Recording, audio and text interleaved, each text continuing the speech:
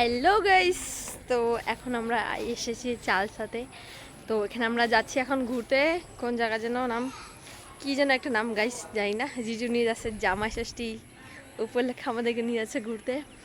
তো এখন আমরা যাওয়ার পথে মাঝখানে একটা রাস্তা দাঁড়িয়েছি, এখানে দুপুরে খাওয়া দাওয়া করব।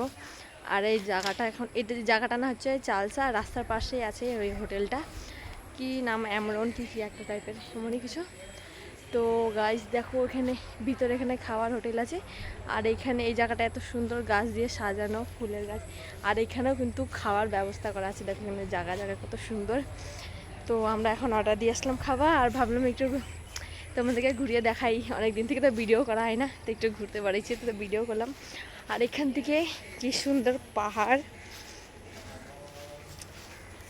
এই যে এই পাহাড়ের উপর থেকে একটু আগে রেল গেল, সেই সুন্দর লাগতেছিল দেখতে। সো চলো টাটা, দেখাচ্ছে আবার নেক্সট ভিডিওতেই।